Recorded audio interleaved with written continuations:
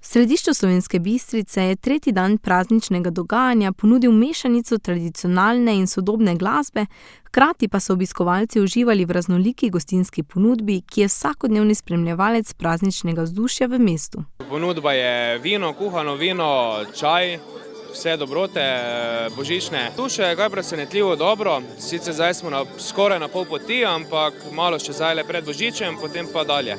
Ansambel Original Štajerci so svojimi tradicionalnimi slovenskimi melodijami otvorili večer, sledil pa jim je Dixons Rock Band z energičnim ritmom.